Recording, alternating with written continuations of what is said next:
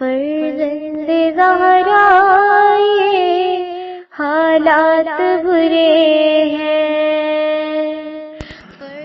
کاشانہ بصیرت ایک ایسا مکمل یوٹیوب چینل جس پر محروم بصارت کے لیے بالخصوص اور تمام افراد کے لیے بالعموم سینکڑوں کی تعداد میں اسلامی کتب دستیاب ہیں۔ لہذا گزارش ہے کہ آپ اپنی ذمہ داری نبھاتے ہوئے کاشانہ بصیرت کو سبسکرائب کرنے کے ساتھ ساتھ بیل آئیکن کو پریس کیجیے تاکہ آپ علم کے حصول کے ساتھ ساتھ مذہب اہل بیت کی اشاعت میں بھی اہم کردار ادا کرتے رہیں۔ کاشانہ بصیرت۔ فرزند زہرا یہ حالات برے ہیں۔ بسم اللہ الرحمن الرحیم۔ السلام علیکم سامعین، کاشانہ بصیرت کا یوٹیوب چینل میں سیمی زوار ہم مل کر پڑھ رہے ہیں سوگ نامہ آل محمد صلی اللہ علیہ وآلہ وسلم حصہ دوم، اور یہ ہے اس کی ریڈنگ کا پارٹ نمبر 2، اور ہم پڑھنے جا رہے ہیں جو ہیڈنگ ہے امام علیہ السلام کا خطبہ بیضہ، جیسا کہ لاسٹ ہم نے آپ کو بتایا تھا نشست میں۔ تو آئیے اس نشست میں پڑھتے ہیں۔ لکھا ہے لشکر ہر اور قافلہ حسینی علیہ السلام تھوڑے فاصلے پر چلتے رہے یہاں تک کہ بیضہ کی سرزمین پر پہنچے۔ امام علی مقام علیہ السلام نے اس مقام پر اتمام حجت کے لیے خطبہ پڑھا۔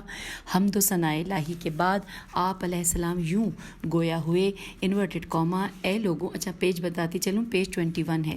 اے لوگوں، رسول صلی اللہ علیہ وآلہ وسلم نے فرمایا کہ اگر کوئی کسی ظالم و جابر بادشاہ کو دیکھے کہ جو حرام میں خدا کو حلال کرے اور سنت رسول صلی اللہ علیہ وآلہ وسلم کی مخالفت کرے تو بندگان خدا پر ظلم و ستم کرتا ہو اور وہ اس کے قول و فعل پر اعتراض نہ کرے تو اللہ تعالیٰ کے لیے سزاوار ہے کہ وہ اسے بھی اس ظالم بادشاہ کے ساتھ دوزخ میں ڈال دے۔ انورٹڈ کاما کلوز ہو گیا۔ اس کے بعد کاروان ساتھ ساتھ چلتے رہے۔ اسی منزل پر یزید کا خط ہر کو ملا۔ اس لعین نے لکھا تھا کہ جس مقام پر میرا خط تمہیں موصول ہو اسی مقام پر حسین علیہ السلام اور ان کے ساتھیوں کو روک لو، اور یاد رہے کہ ایسے مقام پر حسین علیہ السلام کے قافلے کو روکنا جہاں پر پانی کی بوند تک نہ ہو۔ بریکٹ میں لکھا ہے ارشاد مفید صفحہ نمبر 206، تاریخ طبری جلد نمبر 4 صفحہ نمبر 325 اور اعلام الورا صفحہ نمبر 203۔ اور آئیے اب یہاں پہ پڑھتے ہیں کچھ اشعار لکھے ہوئے، شاعر کا نام نہیں ہے۔ صحرائے کربلا میں ہوا جب ورود شاہ، اس رہبر زمانہ کی وہاں آ کے روکی راہ، منظور تھا کہ ہوویں بنی فاطمہ تباہ، چاروں طرف سے قتل کو آنے لگی سپاہ، دریا تھا گرد موج زن افواج شام کا، تھا جوں حباب بیچ میں خیمہ امام کا۔ بس یہاں تک اشعار ہیں۔ پھر اگلی ہیڈنگ آ گئی ہے امام مظلوم حسین علیہ السلام کا کربلا میں ورود۔ کاروان حسینی علیہ السلام اس وقت نینوا کربلا کی سرزمین پر پہنچ چکا تھا۔ حضرت امام حسین علیہ السلام نے ہر سے فرمایا کہ ہمیں نینوا و غازریہ کے دیہات یا کسی دوسرے مقام پر اترنے دے۔ ہر نے کہا کہ اے فرزند رسول صلی اللہ علیہ وآلہ وسلم، مجھ میں ایسا کرنے کی ہمت نہیں ہے۔ ابن زیاد کا جاسوس میرے ساتھ ساتھ ہے جسے اس نے حکم دیا ہے کہ وہ میرے ہمراہ رہے اور جو کچھ میں کروں یا کہوں وہ ہر روز کی خبر ابن زیاد کو دیتا رہے۔ میں مجبور ہوں، میں ابن زیاد کے حکم پر عمل کرنے کا پابند ہوں۔ اصحاب حسین علیہ السلام نے اصحاب حسین علیہ السلام سے زہیر بن قین بجلی بے جیم لام چھوٹی ہے، دونوں پہ زبر ہے، بجلی نے کہا کہ اے فرزند پیغمبر صلی اللہ علیہ وآلہ وسلم، اس قوم سے بات کرنے کا کوئی فائدہ نہیں، یہ جگہ جنگ کی خاطر بہتر ہے، یہاں ان لوگوں سے جنگ کرنا آسان ہے جب تک دوسرا لشکر نہیں آتا۔ امام مظلوم علیہ السلام نے فرمایا کہ ہم جنگ کا آغاز نہیں کرنا چاہتے۔ زہیر نے کہا کہ یہ قریہ شط فرات، شین توئے اور اس کے ساتھ زیر ہے، شط فرات فیر الف فرات کے نزدیک ہے اور ہماری سپاہ کے لیے بہتر جگہ ہے۔ امام علیہ السلام نے فرمایا کہ اس قریے کا نام کیا ہے؟ اس نے کہا آقا اسے عقر عین قاف رے کہا جاتا ہے۔ تو آپ نے فرمایا کہ ہم عقر سے خدا کی پناہ چاہتے ہیں۔ پھر امام علیہ السلام ہر سے مخاطب ہوئے اور فرمایا کہ اے ہر، ہمارا راستہ نہ روکو تاکہ ہم یہاں سے برلب فرات چلے جائیں، لیکن ہر اور اس کے لشکریوں نے امام علیہ السلام کے قافلے کو آگے نہ بڑھنے دیا۔ اس کشمکش کے بعد حسینی علیہ السلام قافلہ چل پڑا یہاں تک کہ امام علیہ السلام کا گھوڑا چلتے چلتے رک گیا۔ امام علیہ السلام نے پوچھا اس زمین کا نام کیا ہے؟ زہیر نے کہا کہ طویف طف، ساحل فرات۔ امام علیہ السلام نے فرمایا کیا اس کا کوئی اور بھی نام ہے؟ تو زہیر نے عرض کیا کہ مولا اسے کربلا بھی کہتے ہیں۔ تو امام علیہ السلام نے فرمایا خدایا ہم کرب و بلا رنج و غم سے تیری پناہ چاہتے ہیں۔ اور پھر آپ علیہ السلام نے فرمایا کہ یہ ہمارے اترنے کی اور ہماری اقامت کی جگہ ہے، اسی جگہ ہمارے خون بہیں گے اور اسی جگہ ہماری قبریں بنیں گی۔ میرے جد رسول اکرم صلی اللہ علیہ وآلہ وسلم نے مجھے اسی جگہ کی خبر دی تھی، یہیں پر اتر جاؤ۔ سید الشہداء امام حسین علیہ السلام اور آپ علیہ السلام کا قافلہ 2 محرم کو کربلا پہنچا۔ امام علیہ السلام اور آپ کے ساتھیوں نے اس مقام پر پڑاؤ ڈالا اور آپ علیہ السلام کے مقابل ہر کا لشکر بھی ایک جگہ اتر گیا۔ حوالہ ہے مقتل خوارزمی، جلد نمبر 1 صفحہ نمبر 237 اور فصول المہمہ صفحہ نمبر 180۔ اور یہاں پر ہم کتاب کے صفحہ 23 پر آ گئے ہیں۔ امام مظلوم علیہ السلام کا قافلہ بے برگ و بار صحرائے کربلا میں خیمہ زن ہو گیا۔ میر انیس نے اس واقعے کا نقشہ کچھ یوں کھینچا ہے: اے قافلے والوں یہ ٹھہرنے کی جگہ ہے، خیمے کرو برپا یہ اترنے کی جگہ ہے، دینداروں کی یہ سر سے گزرنے کی جگہ ہے، ہمت جو خدا دے تو یہ مرنے کی جگہ ہے، ایسی نظمی پھر تہے افلاک ملے گی، وہ خاک ہے یہ جس میں میری خاک ملے گی۔ اللہم صلی علی محمد وآل محمد۔ جب امام مظلوم علیہ السلام نے قافلے والوں کو صحرائے کربلا میں اترنے کا حکم دیا تو حضرت ام کلثوم سلام اللہ علیہا بنت علی نے فرمایا کہ بھائی یہ کیسا بیابان ہے، مجھے اس جگہ سے خوف آ رہا ہے۔ امام علیہ السلام نے فرمایا اے بہن، جب ہم بابا جان کے ہمراہ صفین کی جنگ کے لیے گئے تھے تو اسی جگہ سے گزرے تھے۔ بابا جان نے بھائی حسن علیہ السلام کی گود میں سر رکھا اور کچھ دیر کے لیے سو گئے، میں بھی وہاں موجود تھا۔ ہمارے والد گرامی نیند سے بیدار ہو کر رونے لگے۔ بھائی حسن علیہ السلام نے پوچھا بابا جان اس گریے کی کیا وجہ ہے؟ بابا جان نے فرمایا کہ میں نے خواب میں دیکھا کہ یہ بیابان خون کا ایک دریا ہے اور اس خون کے دریا میں میرا حسین غرق ہو چکا ہے، وہ فریاد کر رہا ہے لیکن کوئی اس کی فریاد کے لیے نہیں پہنچ رہا۔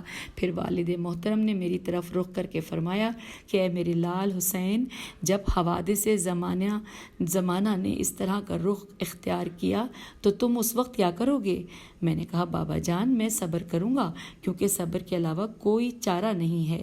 حوالہ ہے معالی السبتین، جلد نمبر 1 صفحہ نمبر 286۔ ہم آ گئے ہیں اب پیج 24 پر، اور یہاں پر جو فارسی میں کچھ اشعار ہیں جن کا ترجمہ لکھا ہے، مل کر پڑھتے ہیں۔ لکھا ہے انہوں نے اہل حرم کو حرم سے باہر نکال دیا اور وہ جنگل میں سرگرداں ہیں، وہ جنہوں نے پوری دنیا کو پناہ دی، لوگ انہیں اللہ تعالیٰ کی سلطنت سے نکال رہے ہیں۔ دل کے کعبے کی تمام قربانیاں مٹی کے کعبے سے باہر واقع ہوئیں۔ انورٹڈ کاما کلوز ہو گیا، یہ ہم نے ترجمہ پڑھ لیا۔ اور اس کے بعد پھر اسی طرح کے کچھ اشعار ہیں جو کہ فارسی میں ہیں، اس کا ترجمہ پڑھتے ہیں۔ انورٹڈ کاما: کتنی کربناک تھی وہ گھڑی جب نواز رسول صلی اللہ علیہ وآلہ وسلم نے سرزمین کربلا پر قدم رنجا فرمایا۔ سلطان زمن نے یہاں پر اپنے ساتھیوں سے فرمایا کہ یہی ہماری منزل ہے، اپنا ساز و سامان یہیں پر رکھو کہ یہ اچھا مقام ہے اور بہشت یہاں سے چند قدم پر ہے، اپنا ساز و سامان یہیں اتارو۔ اس مقام پر ام لیلہ اپنے اکبر علیہ السلام سے جدا کی جائیں گی، اپنا ساز و سامان اتارو۔ یہی وہ مقام ہے جہاں پر حلق اصغر سلام علیہ السلام کو تیر کی نوک سے چھیدا جائے گا۔ یہاں پر انورٹڈ کاما کلوز ہوا۔ ان اشعار کا ترجمہ مکمل، اور اس کے بعد پھر مزید کچھ اشعار ہیں ترجمہ۔ اسی دشت بلا میں ہماری جانیں جائیں گی اور ہمارے دل کی خواہش پوری ہوگی، اس سرزمین پر ہمارے لاشیں تڑپیں گے اور نوک سنا پر ہمارے سر بلند کیے جائیں گے۔ دریائے فرات کے ہوتے ہوئے پیاس کی شدت سے بچے لتش لتش کی صدا دیں گے اور ان کی آنکھوں سے اشک بہہ رہے ہوں گے۔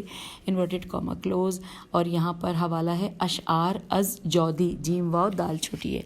پس قافلہ حسینی علیہ السلام نے فرات کے کنارے پر سامان اتارا اور خیمے لگا لیے گئے۔ بھائیوں اور چچا زادوں نے ہر ایک کے لیے خیمے لگائے۔ امام علی مقام علیہ السلام کا خیمہ درمیان میں تھا اور اصحاب کے خیمے ارد گرد تھے۔ جب خیموں میں سستانے لگے اور مولا حسین علیہ السلام اپنی تلوار صاف کر رہے تو ابو ذر غفاری کا غلام آپ کی خدمت میں موجود تھا۔ امام علیہ السلام کچھ اشعار پڑھ رہے تھے۔ یہ پرسوز اشعار سن کر حضرت زینب سلام اللہ علیہا اور حضرت ام کلثوم سلام اللہ علیہا نے پوچھا یہ کس کے دکھی شعر ہیں؟ تو جسے اسے اپنی شہادت کا یقین ہو گیا ہو کہ جیسے اسے اپنی شہادت کا یقین ہو گیا ہو تو امام علیہ السلام نے فرمایا میری بہن میں جہاں بھی چلا جاؤں یہ لوگ مجھے قتل کر دیں گے۔ سامعین ہم کتاب کے پیج 26 پر آ گئے ہیں۔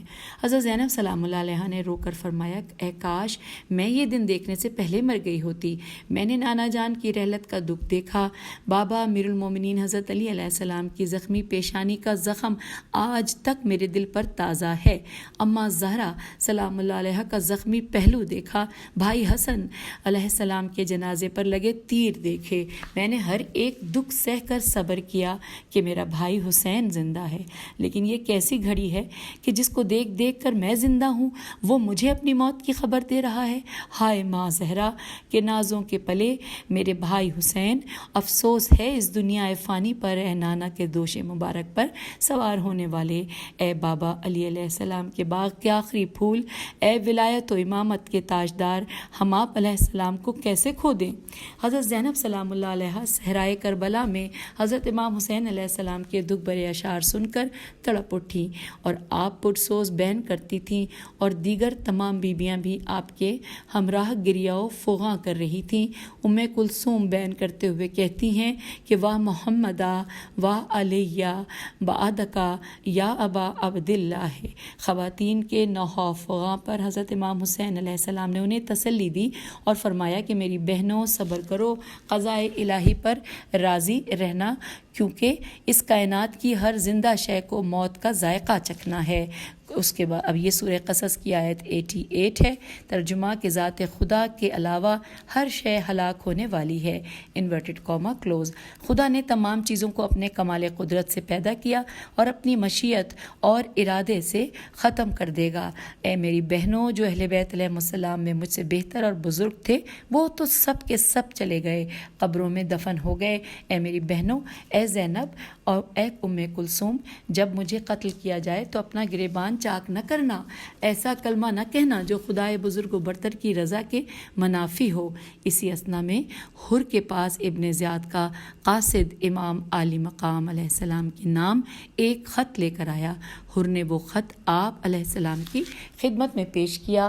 ابن زیاد نے خط میں لکھا تھا اما بعد اے حسین ابن علی علیہ السلام، میں نے سنا ہے کہ آپ علیہ السلام نے کربلا کے نزدیک پڑاؤ ڈال رکھا ہے۔ مجھے یزید کا حکم ہے کہ اس وقت تک آرام سے نہ سوؤں اور نہ اچھا کھانا کھاؤں جب تک آپ کو خدا کے پاس نہ بھیج دوں، یا آپ علیہ السلام یزید کے حکم پر راضی ہو جائیں اور اس کی بیعت کر لیں۔ وسلام۔ آپ علیہ السلام نے خط پڑھا اور یہ فرماتے ہوئے پھینک دیا کہ وہ قوم کبھی کامیاب نہیں ہو سکتی جو خدا کی ناراضگی پر مخلوق کی رضا کو مقدم سمجھے۔ ابن زیاد کے قاصد نے اس خط کا جواب چاہا تو امام علیہ السلام نے فرمایا کہ قاصد اپنے ترجمہ نہیں لکھا، وقد حقت علیہ کلمۃ العذاب۔ قاصد یہ جواب سن کر واپس چلا گیا اور ابن زیاد کو جا کر تمام واقعہ سنا دیا۔ ابن زیاد سن کر غصے میں آ گیا۔ اس نے اپنے تمام مصاحب کو دربار میں طلب کیا اور کہا کہ ہر حال میں حسین بن علی علیہ السلام کو قتل کرنا ہے۔ تم میں سے کون ہے جو اس کام میں میری مدد کرے گا؟ جو حسین ابن علی علیہ السلام کو قتل کرے گا اسے اس کی منشا کے مطابق حکمرانی اور مال و دولت عطا کیے جائیں گے۔ کسی نے ابن زیاد کی بات کا جواب نہ دیا۔ دربار میں خاموشی دیکھ کر اس نے عمر بن سعد کی طرف دیکھا اور کہا، اے عمر بن سعد، کیا تمہیں رے اور اس کے مضافات کی تمام جاگیر نہیں چاہیے؟ اگر تمہیں ولایت اور حکمرانی کی خواہش ہے تو تمہیں اس مارکے پر جانا ہوگا اور حسین علیہ السلام کو قتل کرنا ہوگا۔ سرزمین رے کی ساری حکومت تمہاری ہوگی۔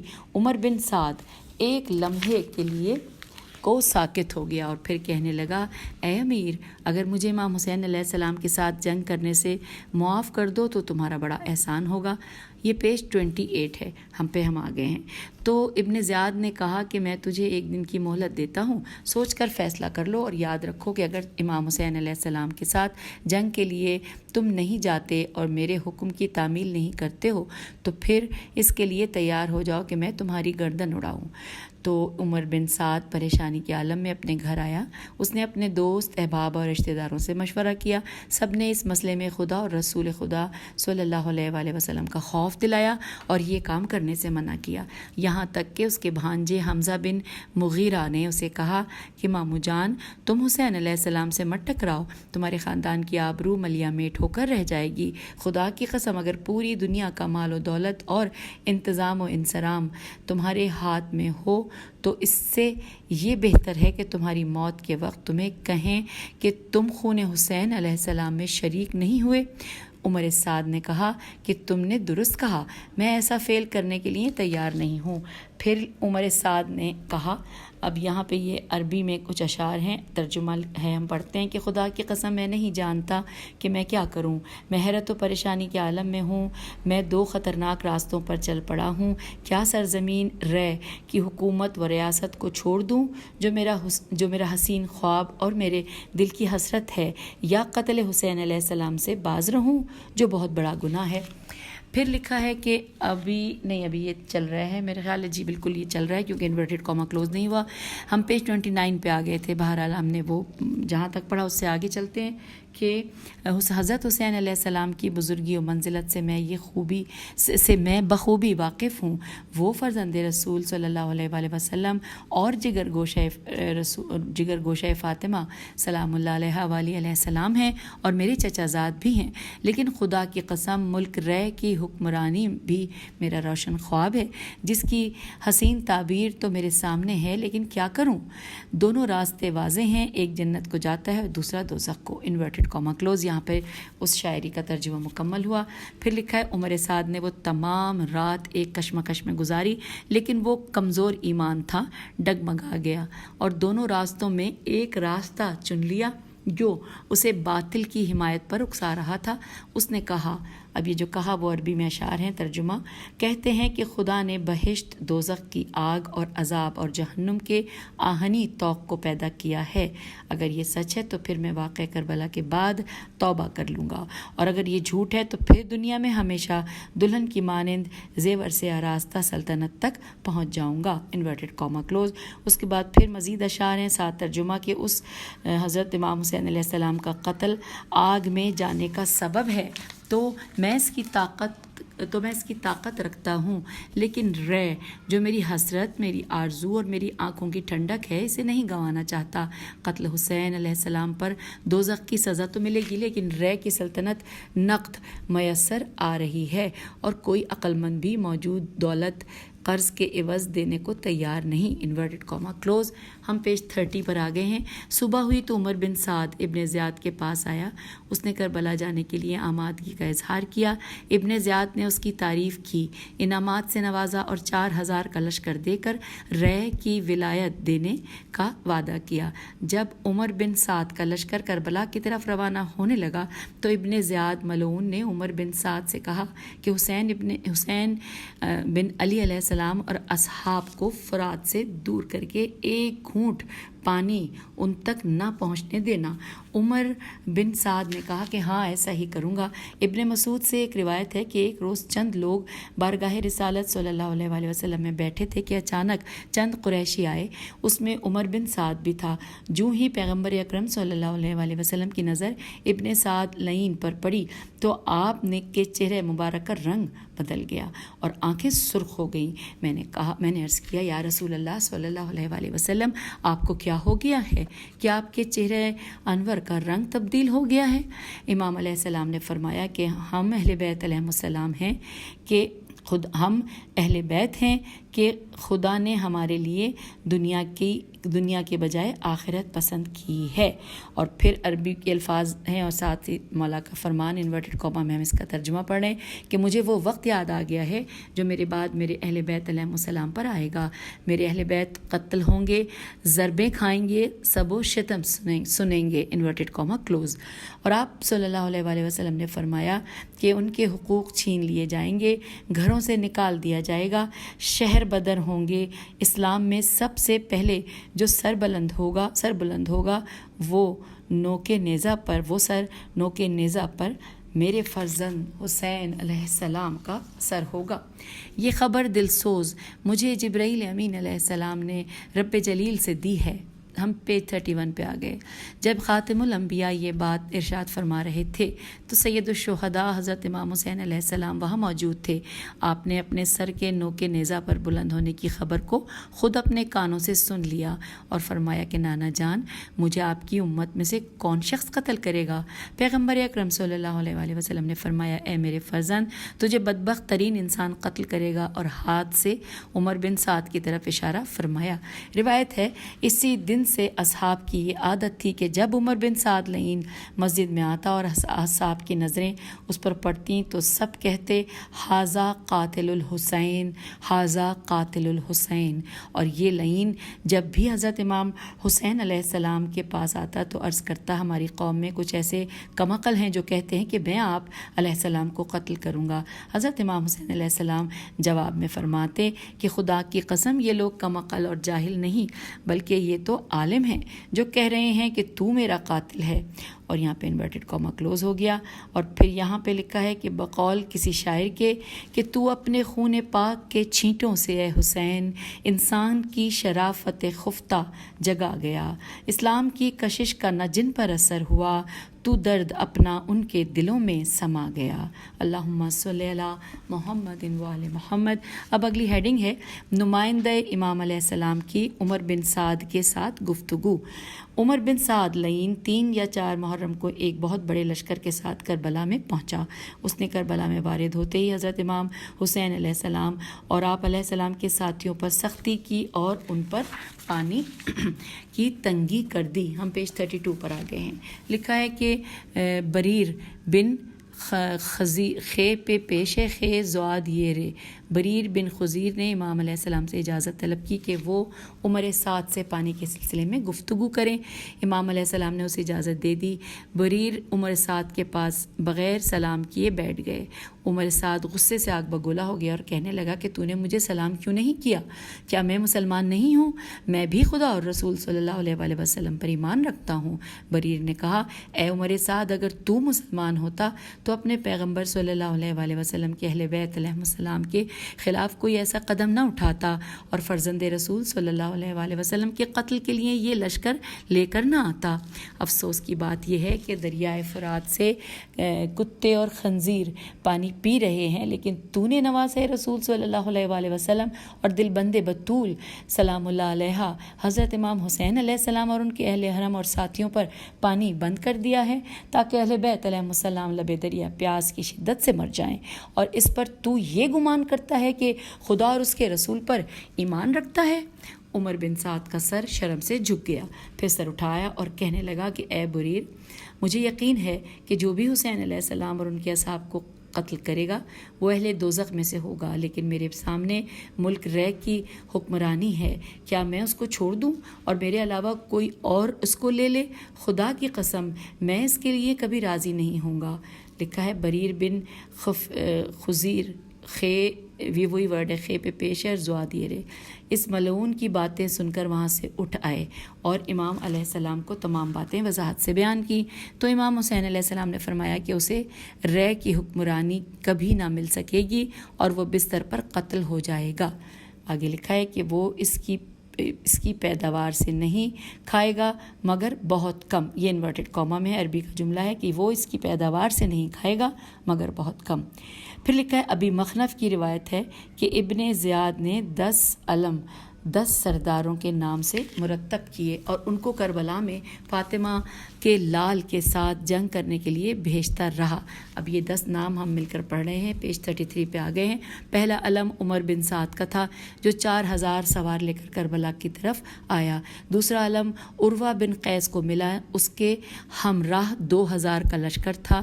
تیسرا علم سنان بن انس کا تھا جسے 4000 سوار کا سپہ سالار بنایا گیا۔ چوتھا علم قطقہ، قاف توئے قاف الف عین، قطقہ فہری فہرے چھٹیے کے بیٹے کو دیا گیا جس کا لشکر 4000 سواروں پر مشتمل تھا۔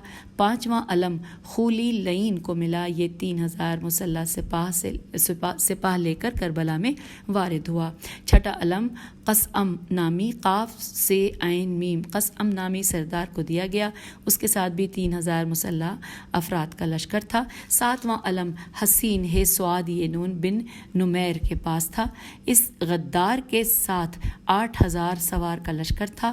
آٹھواں علم ابو قدار قاف دال الف رے، ابو قدار باہلی کو ملا اور اس کے ساتھ 9000 سوار کا لشکر تھا۔ نواں علم عامر بن سریمہ، سواد سے ہے سواد رے یہ میم ہے کو دیا گیا، اس کے ساتھ 6000 کا لشکر تھا۔ اور 10واں علم شبس شین بے سے شبس بن ربی لعنت اللہ علیہ کو دیا گیا، یہ 10,000 لشکر کا سردار تھا۔ آگے چلتے ہیں، لکھا ہے یہ تمام لشکر 3 محرم سے کربلا میں آنا شروع ہوئے۔ جب تمام لشکر وارد کربلا ہو گئے تو زمین کربلا میں تل دھرنے کی جگہ خالی نہ رہی، ان ملاؤنوں نے تمام بیابان کو پر کر دیا تھا۔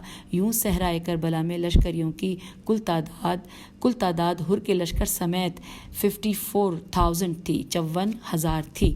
امالی کی روایت ہے کہ ابن زیاد نے ایک حکم نامہ ان تمام لشکریوں کو لکھا کہ میں نے تمام لشکریوں کا امیر عمر بن سعد کو بنایا ہے، کسی بھی شخص کو اجازت نہیں کہ عمر بن سعد کی مخالفت کرے، سب کے سب اس کی بات پر عمل کرنے کے پابند ہیں، اس کی اطاعت تم پر واجب ہے اور یہی تمہارا سپہ سالار ہے۔ اور اب اگلی ہیڈنگ آ گئی ہے امام علی مقام علیہ السلام کی، عمر بن سعد سے گفتگو۔ امام علی مقام علیہ السلام نے اتمام حجت کے لیے عمر سعد کو اب پیغام بھیجا کہ میں تجھ سے ملاقات کرنا چاہتا ہوں۔ عمر سعد نے امام علیہ السلام کی دعوت قبول کی اور دونوں لشکروں کے درمیان ملاقات ہوئی۔ دونوں طرف سے چیدہ افراد نے اس ملاقات میں شرکت کی۔ امام علیہ السلام نے اپنے باوفا ساتھیوں سے فرمایا کہ یہ ملاقات بڑی اہم ہے، اس لیے عباس علیہ السلام اور علی اکبر علیہ السلام کے علاوہ باقی لوگ کچھ دیر کے لیے باہر تشریف لے جائیں۔ ادھر عمر سعد نے اپنے بیٹے حفص سواد، حفص اور غلام کے علاوہ باقی سب کو باہر بھیج دیا۔ گفتگو شروع ہوئی۔ حضرت امام حسین علیہ السلام نے فرمایا، اے پسر سعد، تجھ پر افسوس ہے کہ تجھے خدا کا خوف نہیں ہے، آخر سب کی بازگشت اس کی طرف ہے اور تو ہم سے جنگ کرتا ہے، حالانکہ تو یہ بھی جانتا ہے کہ میں پیغمبر اکرم صلی اللہ علیہ وآلہ وسلم، علی علیہ السلام اور فاطمہ سلام اللہ علیہ کا بیٹا ہوں۔ اے پسر سعد، ان یزیدیوں کا ساتھ چھوڑ دے اور ہمارے خیمے میں آ جا جو تیرے لیے دنیا اور آخرت کے لیے بہتر ہے اور تجھے خدا کی بارگاہ میں مقرب بھی بنا دے گا۔ عمر سعد نے جواب دیا، مجھے اپنی بردباری سے ڈر لگتا ہے۔ امام علیہ السلام نے فرمایا، میں تیری آبادی کا انتظام کر دوں گا۔ عمر سعد نے کہا کہ میں مصائب و علم سے وحشت محسوس کرتا ہوں، مجھے ڈر ہے کہ میری جائیداد اور اموال ابن زیاد ضبط کر لے گا۔ اور اس کے بعد لکھا ہے کہ امام علیہ السلام نے فرمایا کہ جائیداد و اموال کے بدلے تجھے حجاز میں بہتر عوض دوں گا۔ عمر سعد نے کہا، مجھے اپنے اہل و عیال کے بارے میں خوف ہے کہ کہیں وہ ان کو گرفتار نہ کر لے۔ امام علیہ السلام خاموش ہو گئے اور واپس آ گئے اور فرمایا کہ اے ابن سعد، ہمیں تجھ سے کیا سروکار، تو عراق کی گندم نہیں کھا سکے گا، تجھے بستر پر قتل کر دیا جائے گا جس طرح گوسفند ذبح کیا جاتا ہے، اور خدا تجھے کبھی معاف بھی نہیں کرے گا۔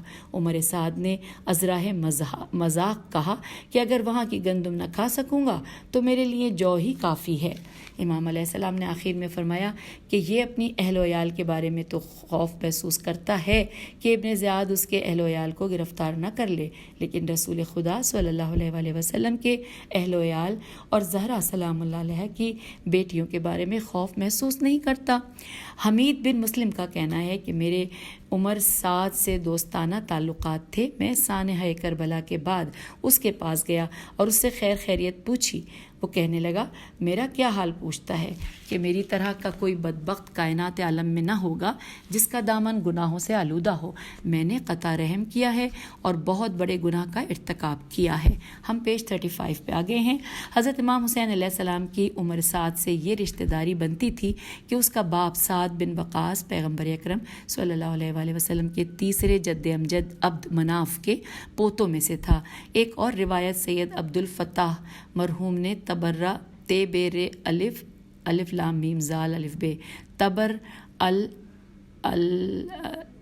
تے بے رے الف لام میم زال الف بے میں قتل میں نقل کیا ہے۔ اچھا کتاب کا نام ہے تبر المذاب میں نقل کیا ہے کہ ابن سعد نے کسی کو امام علیہ السلام کی خدمت میں یہ پیغام دے کر بھیجا کہ میں چاہتا ہوں کہ آپ علیہ السلام سے فرات کے کنارے رات کی تنہائی میں ملاقات کروں۔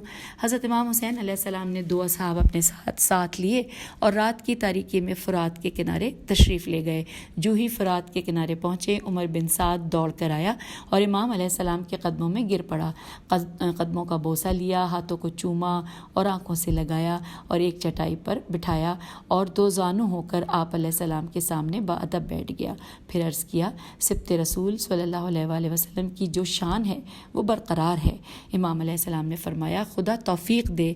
عمر بن سعد مسکرایا اور کہا اگر قابلیت ہو تو پھر مولا حسین علیہ السلام اور عمر بن سعد کے درمیان بہت باتیں ہوئیں۔ اچھا پہلے اس جملے کو دوبارہ پڑھتے ہیں۔ امام علیہ السلام نے فرمایا خدا توفیق دے، تو اس کے بعد لکھا ہے کہ عمر بن سعد مسکرایا اور کہا کہ اگر قابلیت ہو تو، یہاں پہ یہ جملہ مکمل ہوا اور اس کے بعد لکھا ہے کہ پھر مولا حسین علیہ السلام اور عمر بن سعد کے درمیان بہت باتیں ہوئیں۔ بالآخر عمر سعد نے عرض کیا کہ اے فرزند رسول صلی اللہ علیہ وآلہ وسلم آپ اس طرف کیسے تشریف لائے؟ تو آپ امام علیہ السلام نے فرمایا کہ کوفے والوں نے خط لکھ کر مجھے اپنے وطن اور حرم سے دور کیا ہے۔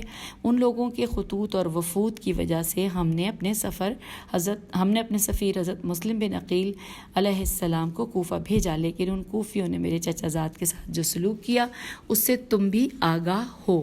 ان کی شہادت کی خبر ہمیں منزل سالبیہ سے عین لام بے یہ پر ملی، جبکہ میں مدینہ اور مکہ کو خیر بات کہہ کر اپنے اصحاب رضی اللہ اور اہل و عیال علیہ السلام کے ساتھ کوفے کی طرف گامزن تھا۔ ابن سعد نے کہا کہ ان کوفیوں نے آپ علیہ السلام کو مصیبت میں مبتلا کر دیا ہے، لہٰذا اب اپنی اس مشکل اور پریشانی کا حل سوچیں۔ حضرت امام حسین علیہ السلام نے فرمایا میری پریشانی کا حل یہ ہے، اور یہاں پر اس کا ہم ترجمہ پڑھتے ہیں۔ مولانا نے جو فرمایا اس کو پڑھتے ہوئے ہم پیج 36 پر آ گئے ہیں۔ مولانا نے فرمایا کہ مجھے مدینے یا مکے یا کسی سرحدی علاقے میں جانے دو، میں بھی ایک عام فرد کی طرح وہاں زندگی گزار دوں گا انورٹڈ کاما کلوز۔ عمر بن سعد نے کہا کہ میں آپ علیہ السلام کی یہ خواہش ابن زیاد کو لکھ کر بھیجتا ہوں، اگر وہ قبول کر لے تو میرے دین اور اس کی حکومت کی بھلائی اسی میں ہے۔ اس ملاقات کے بعد امام حسین علیہ السلام اپنے خیمے میں تشریف لائے اور عمر سعد اپنے قیام کی طرف چلا گیا۔ 4 محرم کی صبح عمر سعد نے اپنے لشکر کے زعما سے مشورہ لیا۔ ابھی باتیں ہو ہی رہی تھیں کہ اچانک کوفے سے ابن زیاد کا قاصد آ پہنچا اور ابن زیاد کا خط دیا۔ ابن سعد نے خط پڑھا تو پریشان ہو گیا اور سوچنے لگا کہ فرزند رسول صلی اللہ علیہ وآلہ وسلم کسی صورت بھی پسر مرجانہ کی اطاعت نہ کریں گے اور میں فرزند رسول صلی اللہ علیہ وآلہ وسلم سے لڑنا بھی نہیں چاہتا، لیکن رے کی حکومت کو بھی نہیں چھوڑ سکتا کیونکہ وہ میرا خواب ہے۔ ابھی وہ یہ بات سوچ ہی رہا تھا کہ ابن زیاد کا ایک اور قاصد آ پہنچا۔ ابن زیاد نے اسے لکھا تھا کہ اے ابن سعد، میں نے اتنا بڑا لشکر تمہیں بلا وجہ نہیں دیا اور اس قدر گھڑ سواروں اور تیر اندازوں کو تیری اطاعت میں بے مقصد نہیں دیا ہے۔ خبردار رہو کہ مجھے صبح و شام تمہارے ایک ایک معاملے کی اطلاع ہے۔ میں تمہیں حکم دیتا ہوں کہ حسین علیہ السلام پر حالات کو تنگ کر دو تاکہ وہ جنگ کریں اور یا یزید کی بیعت کریں۔ انہیں ہرگز مہلت نہ دینا اور حسین علیہ السلام اور ان کے اصحاب اور اہل عیال پر تنگی کرنے کا مطلب یہ ہے کہ اس کا پانی بند کر دو تاکہ ان کو تکلیف ہو اور وہ بیعت کریں یا جنگ کریں. انورٹڈ کاما یہاں پر کلوز ہو گیا. پھر آگے چلتے ہیں. لکھا ہے ابن سعد یہ خط پڑھ کر بہت حیران اور پریشان ہوا. اس نے پھر آپ علیہ السلام سے ملاقات کی اور ابن زیاد کے دونوں خطوط کے بارے میں بھی بتایا کہ ابن زیاد کا حکم ہے کہ آپ علیہ السلام سے یزید کی بیعت لوں. اگر آپ بیعت نہیں کریں گے تو مجھے مجبوراً آپ سے جنگ کرنا ہوگی اور سب سے پہلے آپ اور آپ کے اصحاب پر پانی بند کرنا ہوگا. یہ ابن زیاد کا حکم ہے کہ آپ علیہ السلام کو پیاسا رکھا جائے جس طرح سے حضرت عثمان کو پیاسا قتل کیا گیا, اسی طرح آپ کو پیاسا شہید کیا جائے.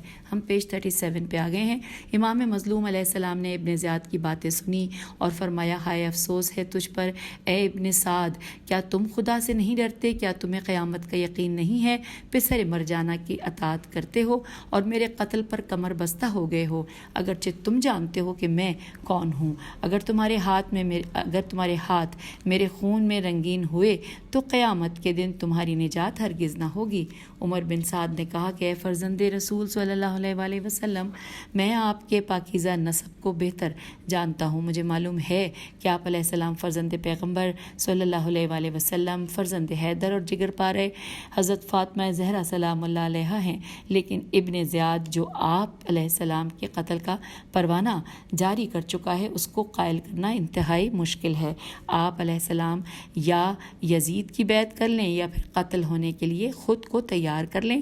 ابن زیاد کے ظلم کے شعلے آپ کو اور مجھے جلا ڈالیں گے. کوئی تدبیر سوچیں تاکہ نہ آپ قتل ہوں اور نہ میں قتل ہوں. سامعین, یہاں پر مزید آگے جو تفصیلات ہیں وہ اگلی نشست میں پڑھ لیں گے. اس نشست سے اجازت چاہتے ہیں. خدا حافظ. فی امان اللہ.